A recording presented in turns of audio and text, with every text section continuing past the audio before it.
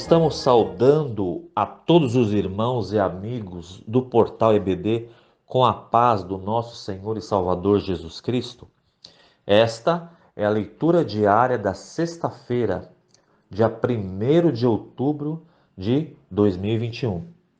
Estamos no quarto trimestre com o tema O Apóstolo Paulo, lições da vida e ministério do apóstolo dos gentios para a Igreja de Cristo.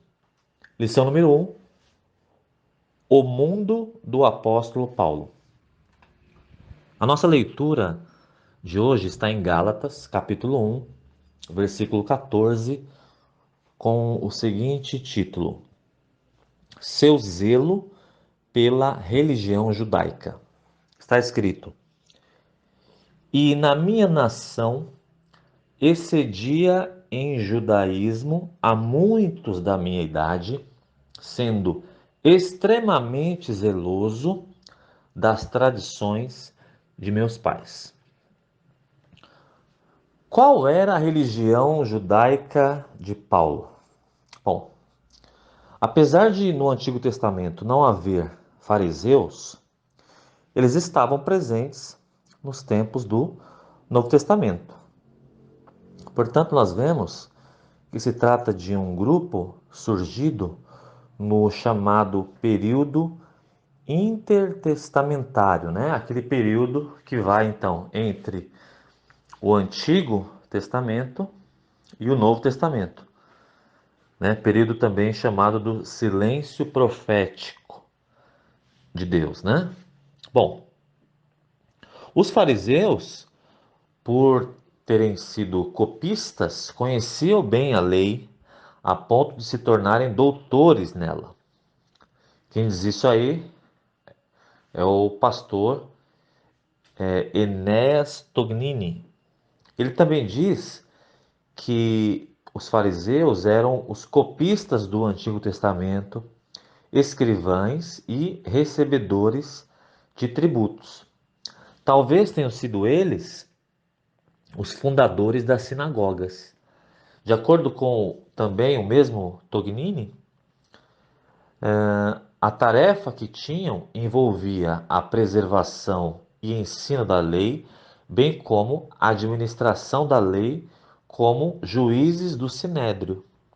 Nem é preciso muito para entendermos a sua importância para a leitura do Novo Testamento.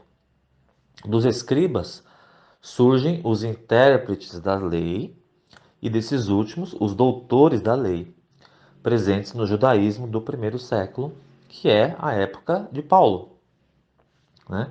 E eles estarão em constante conflito com Jesus, tá certo? Enquanto Jesus está pregando, ensinando, curando, a gente vê várias vezes os fariseus em conflito com Jesus.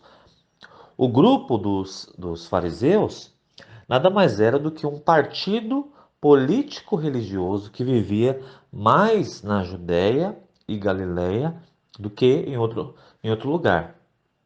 Talvez fosse muitas vezes mais político do que religioso. E era um grupo que se opunha, se contrapunha a Roma, né? O nome fariseu quer dizer separado. E pode ter sido até mesmo cunhado, né? Ou seja, pode ter sido um nome criado.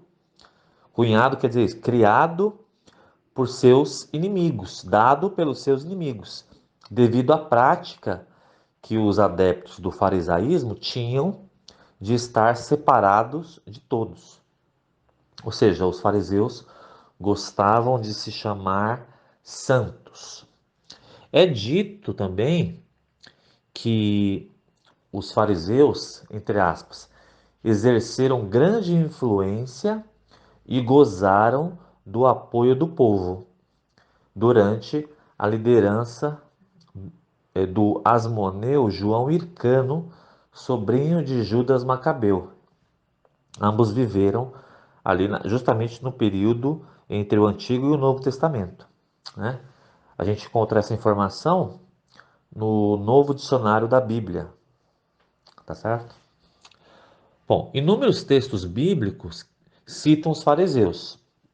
E um caso emblemático está no capítulo 23 de Mateus, quando Jesus censura os fariseus severamente e manda que os discípulos dele, né, os discípulos de Cristo, os cristãos, né, manda que nós não façamos o que os fariseus fazem, ou seja, nós não deveríamos imitar as atitudes dos fariseus.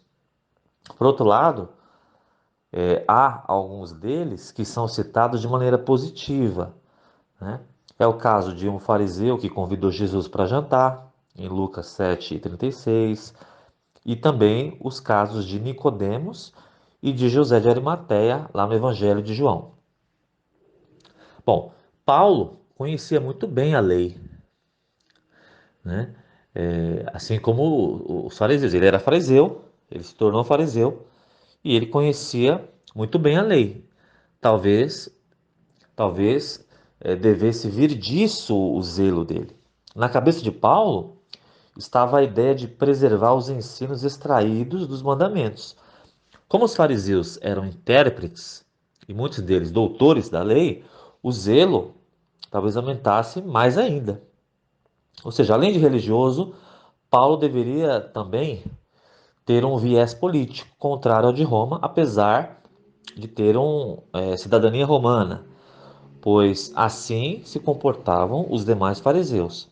Ora, pela leitura dos evangelhos sinóticos, né, Mateus, Marcos, Lucas, nós vemos algumas práticas farisaicas. Por exemplo, ficavam separados do restante do povo, faziam suas orações. Jesus disse que era para eles serem vistos, né? Davam esmolas, também para serem vistos, etc.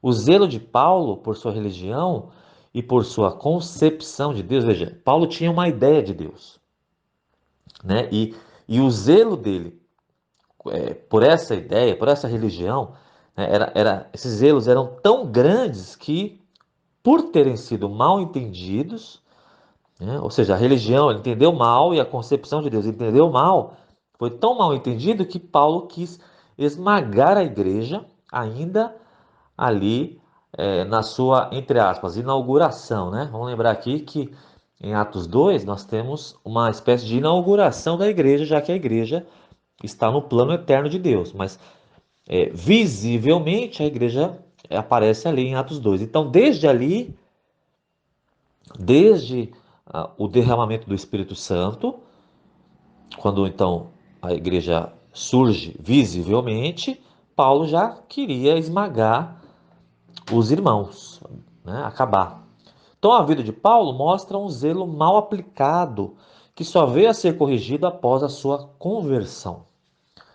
Somente depois da conversão de Paulo é que nós vemos que o zelo dele foi bem aplicado, foi corrigido. Então o apóstolo desejou que aliás, foi após a conversão, ou seja, então, depois da sua conversão, é que o apóstolo desejou que os de sua nação, ou seja, os judeus, também se convertessem a Cristo, como nós vemos em algumas passagens do Novo Testamento, Paulo desejando que os seus irmãos, os seus compatriotas, também servissem a Jesus. Amém.